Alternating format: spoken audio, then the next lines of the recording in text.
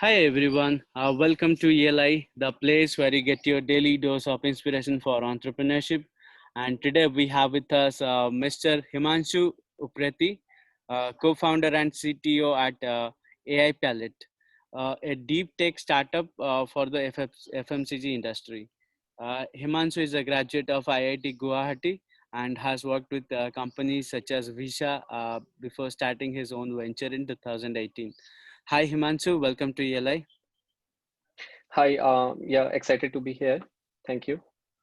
Himanshu, I would request you to introduce yourself to our audience, please.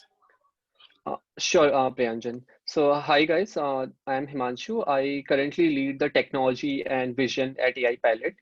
At AI Palette, we are essentially building the next big platform for the product innovation using a patent pending AI technology. We essentially generate the product concepts for the FMCG brands to decide on what next product they should be launching in the market. So let's say if tomorrow Pepsi or Coca-Cola want to launch a new drink in the India market, a platform tells them what kind of drink they should be launching. And prior to starting AI Pilot, as Priyanjan mentioned, I was at Visa, where I was in the Visa data labs building the data science models for the payment industry to help in the easy and faster payment experience. And before that, I did my graduation from IIT Guwahati in mathematics and computing. Apart from all this, I am a big fitness freak. I love to go for short distance running and hiking and trailing. Apart from it, I am also a big cinephile. I love watching different movies from all sorts of genres and different languages. So yeah, that's in short about me. Okay. We will get into the movies part later on. Would like to start with by asking Right. what is AI Pellet? Tell us in detail what are the different services or products we have. Right. So AI Pilot is essentially a deep tech startup that has been about 2 years in Genesis now. It essentially helps the FMCG companies to generate new product concepts. What I mean by that is, so FMCG, as some of you may know or may not know, these are the fast-moving consumer goods. Companies like Unilever, Pepsi, Coca-Cola, etc. Uh, Essentially, the consumer packaged goods companies. So we help these companies in identifying the white space opportunity and what next product they should be launching for the masses so that essentially they can capture that market share. And how we do this is based on the millions of data points that are in the consumer footprint on the social media channels, on the foods and blogs, discussion forums, etc., where we essentially identify what are the kind of trends that are really evolving in the market, and then we combine it with the brand personality of that particular brand to come up with the product concepts. Now, why the brand personality part is important? Because every brand is unique. For example, if you look at PepsiCo, it has Gatorade, which is more of a sporty and athletic in the personality. And if you compare it with, say, Pepsi carbonated water, that is more fun and young sort of a vibe. So that's where the kind of product recommendations that you're making to each brand, even within the same organization, can be completely different. And that's where we use our AI tools to essentially tell them what kind of product they should be launching next. And yeah, I guess that's more or less about AI Palette as a whole. Are there any specific question that you would like to understand about Yeah, AI yeah. Palette? Can you help us with an example of any such projects you have done in past so that our audience can relate more easily? Right. So I will talk about India because that is one of the key markets that we focus on apart from the Southeast Asia geographies.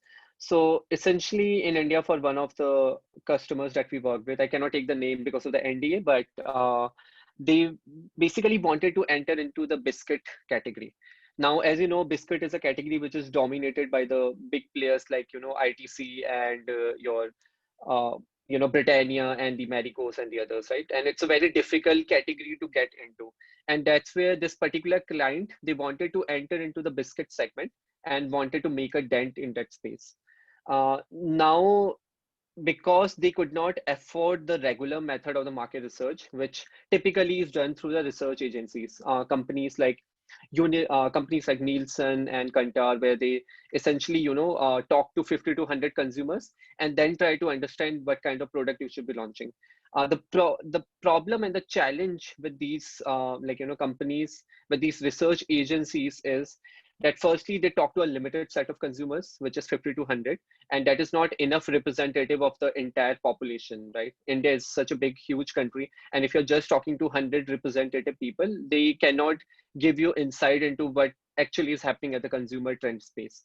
The other major challenge is the time, which is of very utmost importance to them, because as you know, consumer preferences are changing very, very fast. And these research companies, they take anywhere between 3 to 6 months to come out with their reports, which, and by the time the companies actually, the FMCG companies launch the product, the time has already passed for the trend, and the trends are have started evolving from one thing to the other. So that's another challenge. And then finally, the cost aspect of it. So there's a huge cost that is incurred in this whole process by the FMCG companies, and that makes it very difficult for them to go for a research study for every launch that they are planning for. And that's where a platform like AI Palette essentially helps them. We cut down the time. We basically increase the data range first. We don't speak to any 5 to 10 consumers or 100 consumers. We are looking at the millions of data points that are out there in the digital space.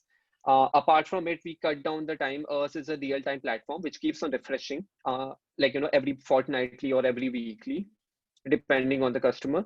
And that's why they are able to stay on top of the trends that are outlaying in the consumer space.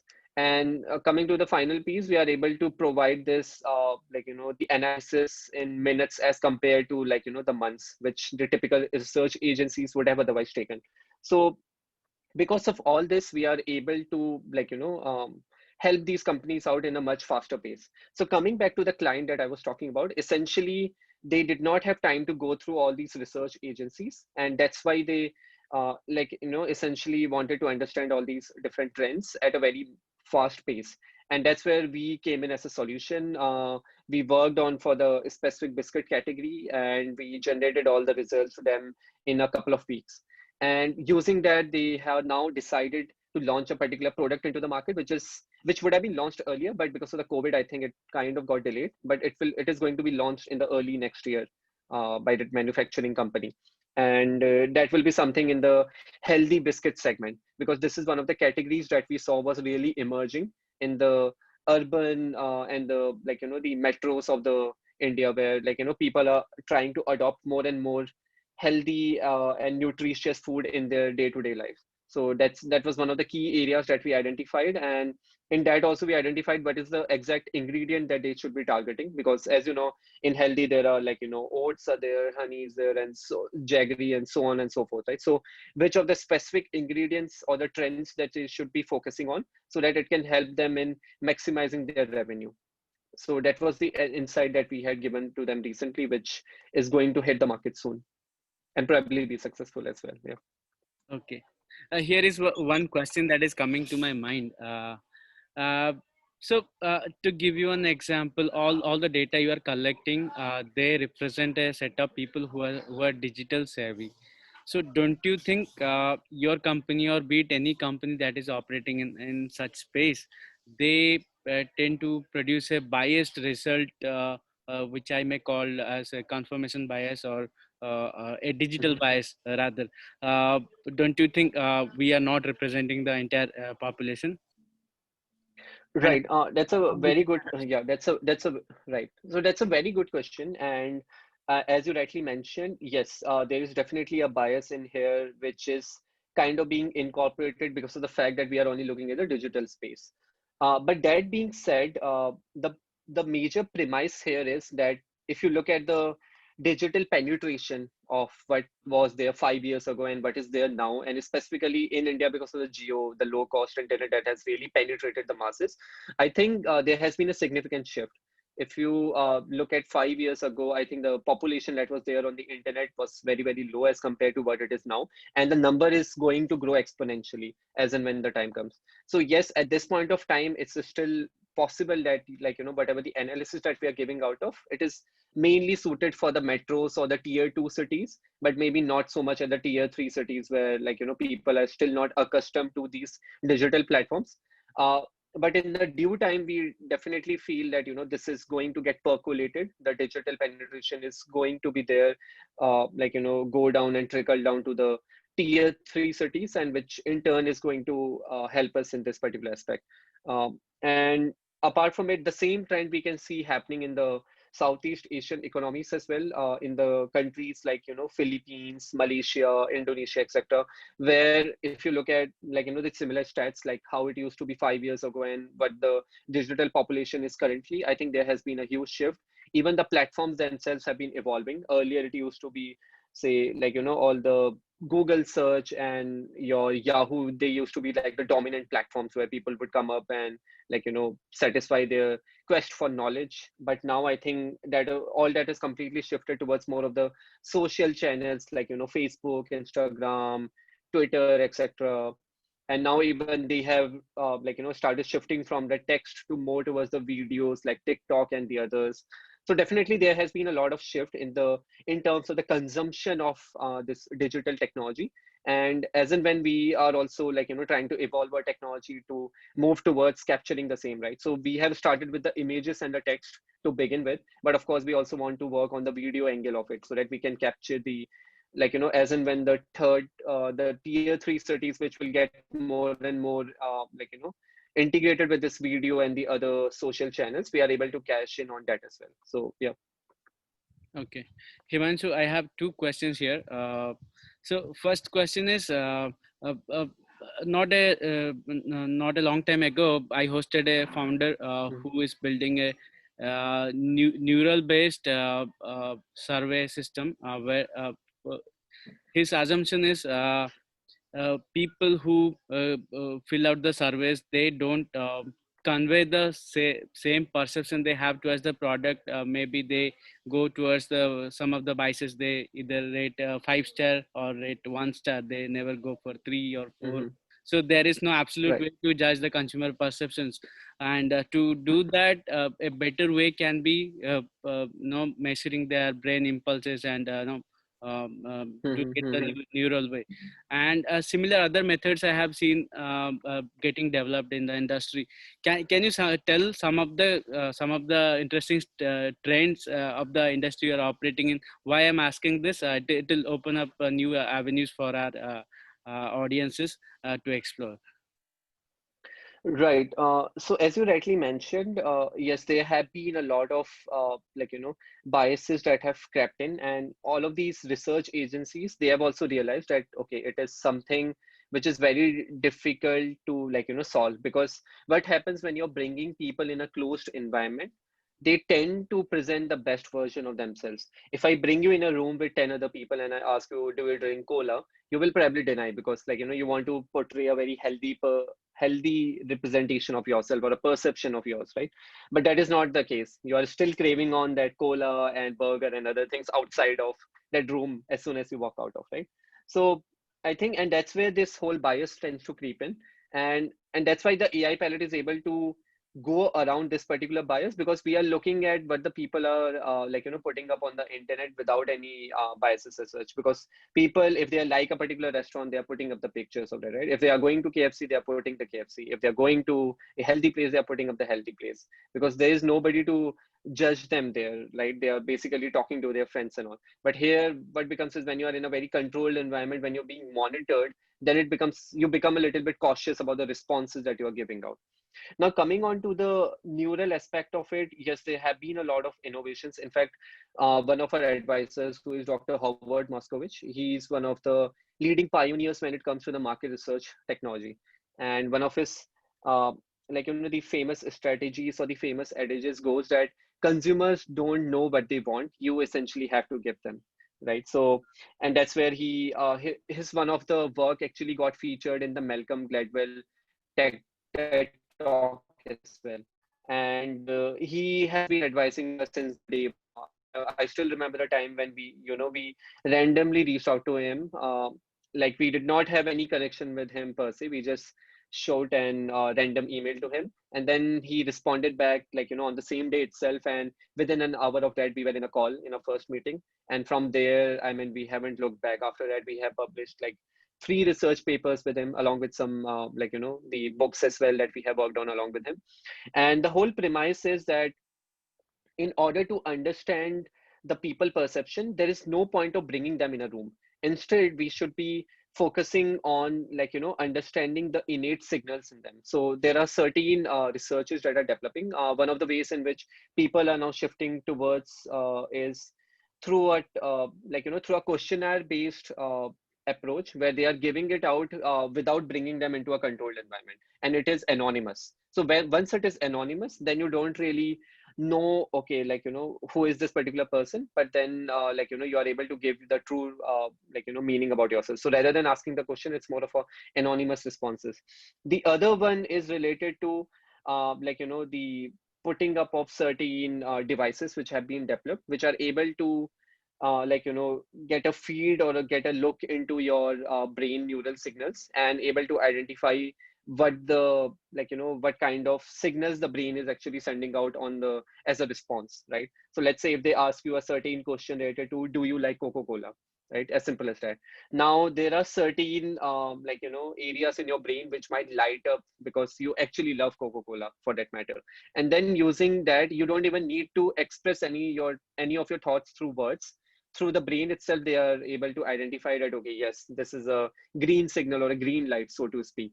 But let's say, and also sometimes if you're lying, let's say if you have to actually speak something which you don't prefer. Let's say you say, yes, I like the Coca-Cola, even though you don't. But so then while you're speaking, there will be a certain part of your brain which is actually like not going to be conforming with that signal, right? And that's where it kind of flags it out. So there are certain companies that are trying it out in the West.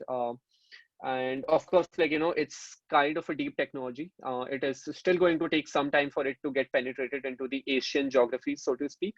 But there are US companies that have started on this already. The Can other you give big us some shift has been examples of such experiments, what you have seen around?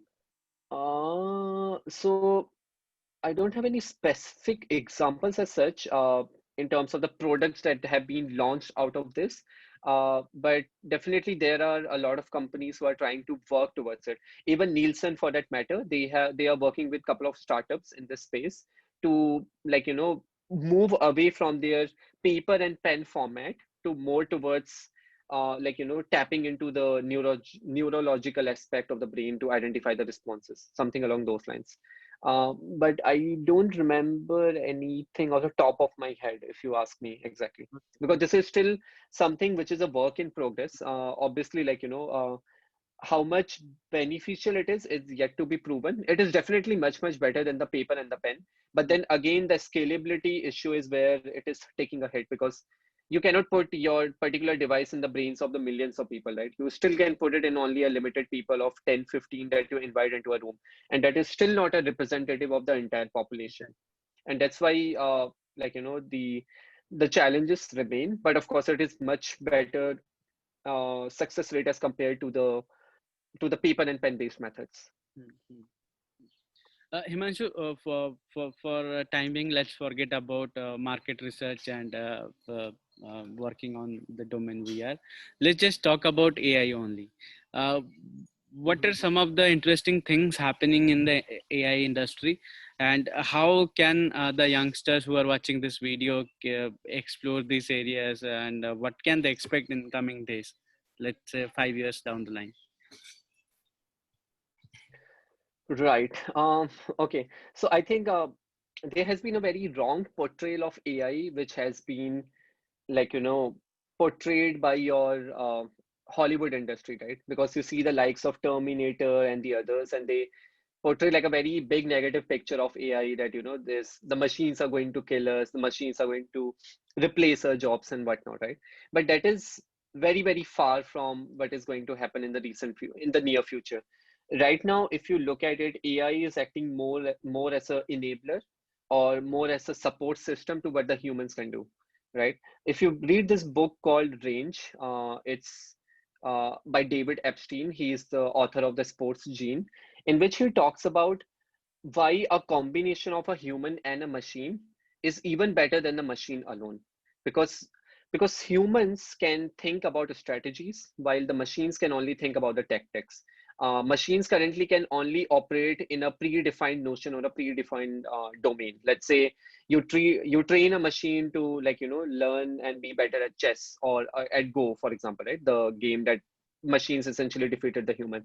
Hmm. But in order to make a long-term strategic plan, that's where that's where you still need a human intervention. And that's why there was this research done, or a very popular study done, where a combination of the human and the computer basically played the chess against only a computer. And this was done way back in the 90s, if I remember. And this was during the same time when the IBM supercomputer essentially defeated Gary Kasparov, who was the, like, legend in the chess. And when this experiment was done, and this human plus machine combination was called Center, and these teams essentially completely demolished the only computer, only machine, teams. And this essentially shows that, like, the machine and the humans have a symbiotic relationship. They kind of, like, work and grow together as compared to only alone. So now coming on to the AI, technology, AI itself has been quite transformational right from the time it started, way back in the 1960s, right? Because AI has been there as a field, but it is only during the recent times, because of the low cost in terms of the cloud computing, and in terms of the huge amount of data that was essentially generated in making these models much, much better. And there has been a lot of the innovation that have been happening. It's not just in the text part of it. So text is where some things were started, but then there's a lot of innovation happening in the images and the videos as well. As you can see, in the different research papers or the different research work that are coming out daily. One of the interesting applications that I can see, specifically for NLP, that even we are leveraging currently, is how do you make sense of the vernacular or the native languages, right? Now we all know that, okay, English is one of the dominant languages of this world, but apart from it, there are other languages, right? And these differ from country to country. China is completely relying upon the Mandarin language. Similarly, in India, you have different languages in all the different geographical regions. And as and when with the internet penetration, the tier 3 and the other cities are coming on these platforms, they are still continuing to use their own native languages, right? And that's why it becomes really pertinent and it becomes really important to tap on these particular data sets, and to, essentially identify what exactly these people are talking about in their native language. Similar is the case with the Southeast Asia, where Thailand, for example, has their own dominant language of Thai. Similarly, Koreans, they have their the Korean language, and so on, right? And if you look at NLP 5 years back, I think it mainly used to be focused on the English, but now a lot of the innovations have happened. And now you can see a lot of even the big companies, like, the Facebook and the Google, they have started launching their NLP packages, like BERT and the others. Even Baidu launched their own package for the different languages, and they are able to analyze all these native languages at a much faster pace and at a much accurate level. And this in turn is helping the companies like AI Palette and all the other companies, I'm sure, which are working in this NLP space, to identify these different texts and then make sense out of it, right? And with the evolution of the time, this capability is even going to play a major role in terms of the generation part of the text, right? Now, if you look at the current NLP models, they are more focused on identification of the text and, making the sense out of that context. But language generation or the image generation is something that is now coming into the picture. Language generation is, when I say, I mean that, okay, you are able to generate a book out of the certain sentences that you're feeding it. Let's say you just feed in, I want to write a mythological book related to, say, Mahabharata, and certain inputs, and then it is able to generate the entire mythological epic based on those certain inputs, right? So these are the kind of things that we are moving towards, specifically when it comes to NLP. Same goes for the image as well, where we started long time back with the identification of cats and dogs. That was like one of the earlier experiments that we had. And now I think the technology has completely shifted and become more and more specialized in terms of the industries that they are operating in. For example, in manufacturing, you are able to identify the different defects that are happening. In the fintech space, in the insurance space, you are able to identify the damage that has been done to your particular commodity, and on the basis of that, you are able to come up with a model which can talk about the claims and other things. Similarly, if you talk about food in the industry that we are operating in, we are able to identify what kind of food products people are really consuming, how they are pairing it. For example, are they having burger with the Coke, or are they having it with fries and other things? Similarly, if they're having a coffee at Starbucks, what kind of coffee are they having, and all that, right? So that's where we are able to identify all of these different trends and analyze them. And that essentially, this particular space is now moving towards more of the image generation from the identification part, where tomorrow, if we want to generate a new packaging design for a Coca-Cola, let's say Coca-Cola tomorrow want to launch a orange flavored drink for that matter. And we are so then using the technology that is currently evolving through the GANs, which is generative adversarial networks, you can essentially generate the images of such products, right? And that is one thing that, even right now our data science team is experimenting around with. And you would have already seen there are different applications of this in not just the images, but even in the videos, where people have started generating the fake videos, so to speak, right? Where you can essentially generate and replace a person's face with another person's face. Yeah. And of course, that also has a certain sinister applications, but at the same time, it can also be used for the different useful purposes. So at the end of the day, that technology is like a knife. You can use it for cutting the vegetables, or you can use it to murder a person, right? So it all depends on how you as a human is controlling it and using it. And definitely lots of interesting works happening in the from the identification towards the generation part of thing. And I can definitely see AI getting more and more percolated in each and every industry, right? I mean, nobody would have thought that AI can be used in the edutech space, and now you can see companies like Baiju and the others using this technology to come up with better courses, recommendation systems, and whatnot. And there are certain startups that are working in the video generation part of it, or how do you make one video which is available in English available in the different languages, right? So for example, and this is not just a simple translation, but you are making sure that the face of the person also changes as in when he's speaking the language. So if you are speaking English, you will speak in a certain tone, your facial expressions will be different as compared to if you are speaking in Tamil or Telugu or French for that matter, right? So there are different startups who are working in this generation part of things. And it is going to happen in more or less in every industry that you look at, right? And these are the exciting times ahead for each and every one of us. Okay. Himanshu, I'm afraid we may overshoot the time limit by 15 minutes or so, but I'm really looking forward to take this conversation ahead. Uh, I'm coming up with newer and newer questions. I would like to hear your perspective on that. So there has been a Mhm. lot of talks around AI, and people say that AI will replace the existing jobs, especially the jobs which would require repetitive work or manual efforts, which doesn't involve creativity a lot. Um, and also, what I have seen is in different type of revolutions, like the industrial revolution happened twice or thrice, Mhm. and the job roles have evolved over time, but Right. never it has happened that a large amount of people have become unemployed. The employment rate is still the same. um, what is your perspective about the future after the AI becomes mainstream? Everywhere AI will be used. What is Mhm. going to happen with the employment environment if people are looking for job or preparing themselves for different jobs? What is those jobs they should prepare themselves for? Right.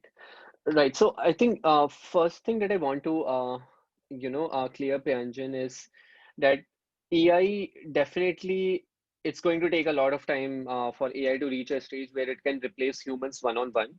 It is still going to be more as an enabler rather than something which can kind of take away the job from you. And coming on to the change part, I think it's a human tendency to always oppose any kind of change. We kind of become so comfortable in our own cocoons that we resist any technology, right? I mean, I still remember when Henry Ford essentially introduced the the automobiles. There was like a lot of resistance Mhm. from all sorts of the people that okay, this is going to kill us and all that. Similar was the thing that was when the electricity was introduced, and there were like a lot of people who were against the electricity to actually be used. And the same thing happened with the computers when they were introduced, and people were a lot more afraid that okay, these are going to replace our jobs and all. But I think everyone just evolved, and that's the best part about the humans, that they can evolve from but one set of status to the another set, and they are quickly able to adapt themselves. And that is what I would also suggest for the people who essentially are looking out for job opportunities in the future, that you need to be more adaptable to the circumstances how they are changing. You cannot be a person who is afraid of the change. You need to be fluid in your approach, and you need to be very much open to learning new things. I know a lot of the mid-level managers who used to be there in Visa, for example. They had started responding more towards taking up the courses on AI, on the different technological tools that are changing. Because even in technology itself, if you look at it, um, 10 years or 15 years back, there used to be a lot of the license tools which were very specific. And now you can see a lot of shift has happened towards the open source tools. Mhm. And I think this has completely transformed the way the things are being done at the organization. Even at Visa, where I was, it's a 50 plus years old company, right? And they also had like a fixed set of tools that they used to use. But then when we joined and the Bangalore office was opened up, even we started shifting from the the old method of their tools from and we started shifting from those towards more of the open source tools. So all of those legacy softwares which they used to use, I think they started moving away from them, because they don't have the flexibility, these different legacy softwares, right? Because they have been written a long time back, and now the technology on top of which they have been built upon has completely shifted. And that's the reason that I feel that change is always going to be there. You need to be in a position to adapt yourself to the changes. And from what I can see, essentially happening in the future, that you need to have some sense of idea about the technology. Even if you are a marketing manager, or even if you are a sales manager for that matter, even if you are in a non-tech role, I think you definitely need to have some idea about the technology. You cannot be the person who is shying away from learning new things in the technology, because otherwise it will be becoming very difficult for you. I think a lot of the shift happened even during this time, when a lot of the salespeople, they had to move away from all the in-person meetings towards the Zoom meetings, right? And they had to essentially learn a tool, how to use it, how to efficiently present themselves on the Zoom and others, right? So that is also a kind of evolution that you can see people are already moving towards. And that is something which is going to happen a lot more in the near future. And that's where the people, they really need to be in a position to change their perspective, get more open towards learning new things, trying new things out, and have some sense about the technology, because it is going to get more and more ingrained into our daily lives, whether we like it or not. Okay, that answers my question. Moving on, would like to start with the regular questions. What is the problem statement you are solving with your startup? I mean, Right. not the current problems, but in a Hmm. futuristic way. What is your vision? What is the final problem statement you'll be solving? Right. So essentially, the problem itself which exists in the FMCG industry is that 9 out of every 10 products launched by them fail in the first year itself. So let's say if Nestle tomorrow is launching 10 products in the market, only one of them will probably be successful and the nine of them will fail. And the reason, based on the research done by Nielsen, of why these products fail is because 50% of them, they are not able to identify the right consumer needs, which essentially means that, okay, 50% of the time, they are not able to understand why what people actually require. They're not able to understand or grasp that particular thing through their current way of market research. And that's where we are targeting using our platform, where we are able to give them insights, which is currently biased because of the 50 to 100 consumers, and able to look at millions of data points and connect the dots to give them a comprehensive picture of what the exact trends are out there in the market, and how the FMCG companies can take the first mover advantage and launch a particular product which can then be adopted by the masses. So this is the current problem statement that we are working towards. And of course, our vision is as a B2B company to enable customers, in this case, the FMCG brand managers, with the platform that can give them the product recommendations with a click of a button. What I mean by that is, let's say tomorrow, if a brand manager from Nestle wants to launch a new product for the babies, for example, they just need to come on a platform and click a button, and they will be able to generate the product with all the images and the text and everything, all the marketing information that they need, so that they can just go ahead and launch it into the market. So this is our current vision of how we want to completely transform the food industry as a whole. Okay.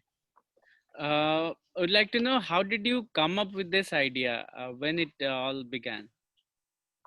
Right. So it all happened in mid of 2018 when I moved here to Singapore, and I met Som, who is the current co-founder and CEO at AI Palette.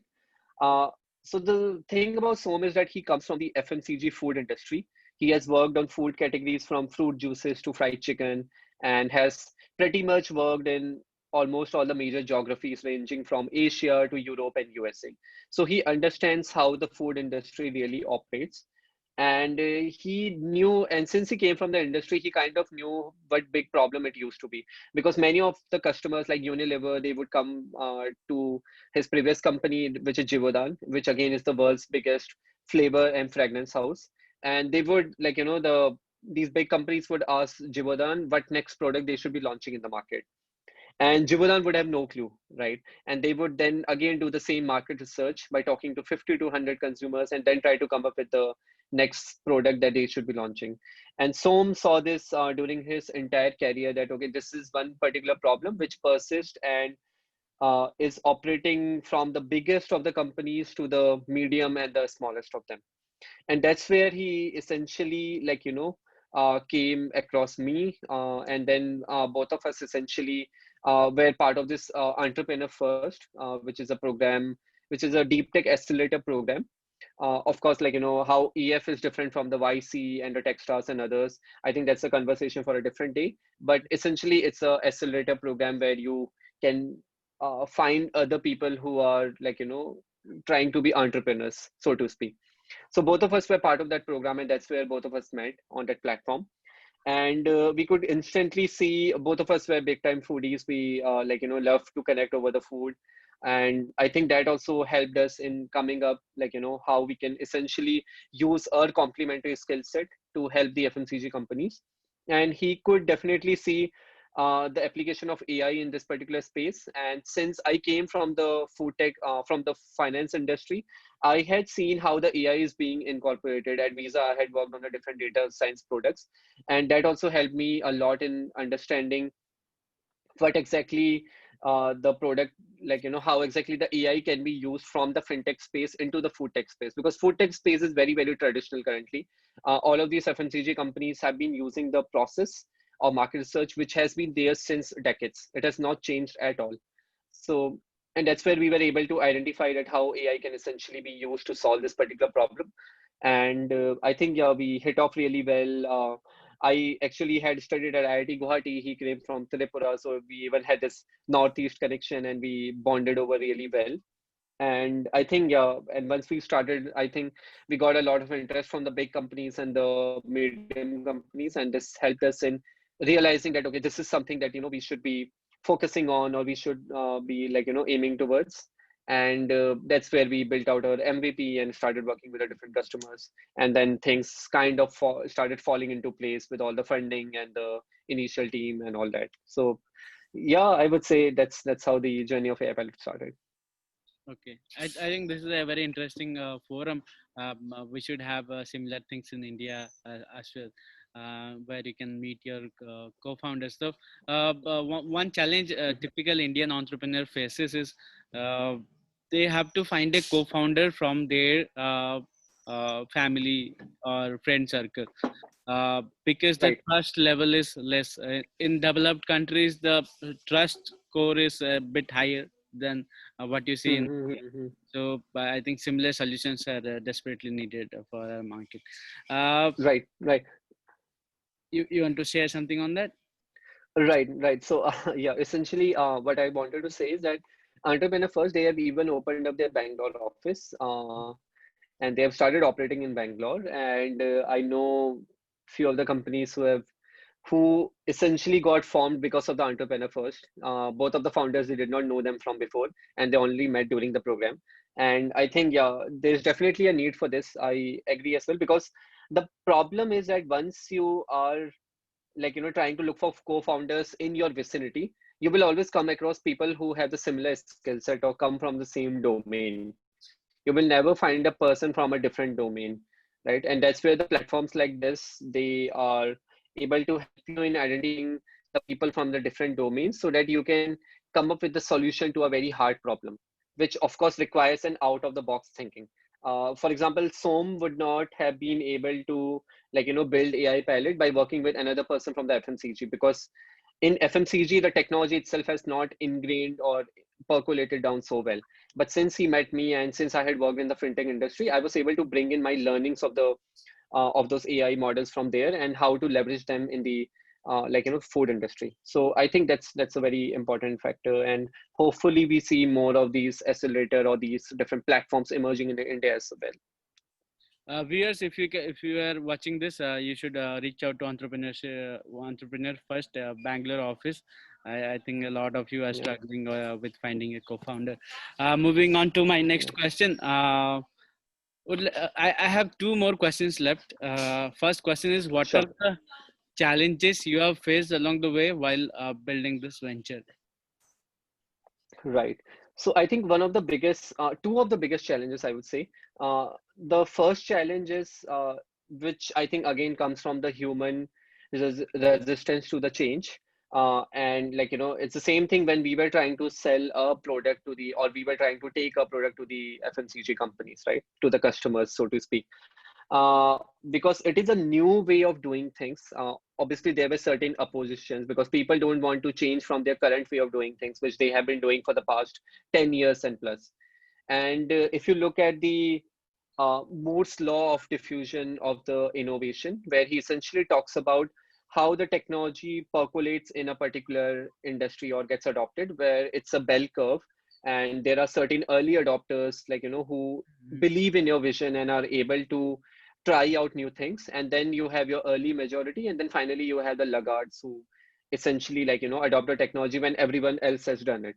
So I think one of the challenges that we found during the first few months was finding those early adopters, because not everyone was willing to try out and play around with the new technology, right? And that's where we were lucky to be, to found such early adopters who were really, really believed in our vision, even though our MVP wasn't like a fully functional, fully high performance, fully scalable solution, right? But it was something which they could work with, and they could work with, and we could work on it together with them to refine a particular product. And I think that's where it really helped us a lot to essentially get the first cut of the product version that we were working on. And I think from there we haven't looked back. Then I think since then we have essentially incorporated many of their product features that were suggested by them. And then once we built that, and then when we reached out to the early majority, we could definitely see a lot of difference in terms of the technology adoption and other things. And I think that's where the whole the try and the keep on trying adage also comes, because had we been got disappointed with the first few negatives that we encountered, I think we would not have continued with the product. But the bottom line was that we believed in the vision. We knew this is something which is going to transform the food industry, and we continued to find those early adopters, and ultimately we struck gold, so to speak. And we were able to find the customers who were happy to try out our product, were happy to give us money for building it together, and that's how the whole thing started. The other important, the other challenge that we continue to face even during the early days and even now is the hiring, finding those right teams and the right people. Because at the end of the day, it's the people who make your company. I mean, ideas are okay. I mean, I can come up with 100 ideas right now, but can I execute them?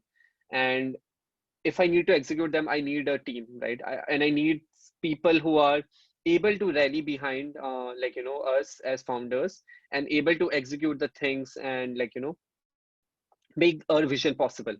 And that's where the whole importance of the company culture and other things also comes into play, because you need to evolve a culture where everyone takes ownership and takes responsibility of their work and are able to execute it end to end, right?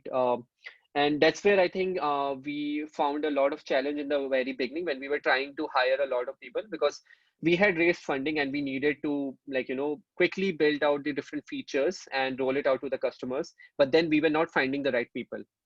And I think that's one of the places where we decided that we are not going to take any shortcut. We continue to search for the different people. We asked for the references. We even had these referral bonus programs and other things that we tried to identify the right people, and we did not hire any person that we could find on the first meeting. I think we did our own due diligence to identify whether this person is going to fit right in our culture or not, whether he can take up the ownership and the responsibility. And of course, it took us some time to identify the right people, and but I think it was well worth it at the end of the day.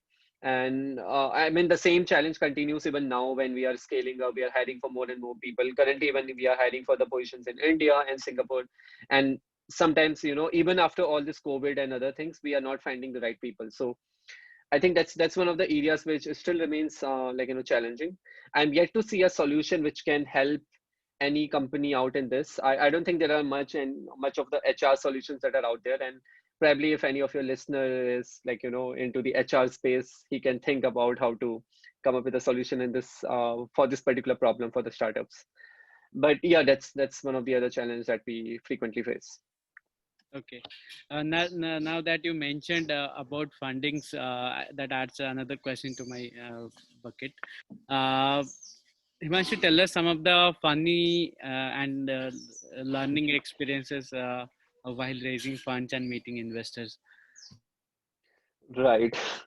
So I would say, raising money definitely is tough. I don't think it's a walk on the cake, to be honest. I think it definitely requires a lot of grit and determination, because you will be said no a lot more than you will be said yes, right? And I think you need to have that ability to take the criticism in a positive manner. If you are very short tempered and all, then it is going to be very difficult for you. The good thing about us is that even though we got said no a lot of times, I think we realized that okay, from every meeting we were learning something new, which we incorporated as a feedback into the next meeting, and we could definitely see a difference in the tone and other things. One of the early learnings that I felt from the VC meetings is that don't go to the big shot VCs. Start with someone smaller and do a lot of practice with your peers before actually going for the actual meeting. I think, I mean, we did a few meetings, informal meetings here and there, but I think we could have done more.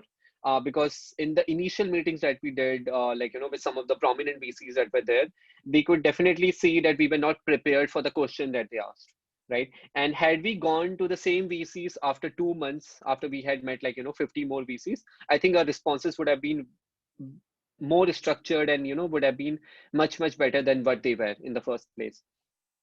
So I think that's a very important point. Firstly, learn from your mistakes.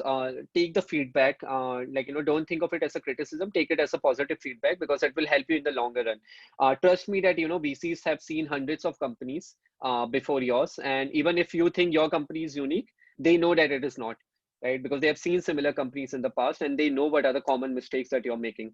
So take everything that they saw, they tell about your company as a feedback, and try to improve upon it. And maybe you're not able to improve upon them now and then, but maybe after 6 months or down the line, when you are able to improve upon it, you can go back to them, and they will also appreciate that you took their feedback and were able to come up with the product which essentially satisfied them, right? So that is very one of the key learnings that I had, that to take the criticism from the VCs in a positive manner.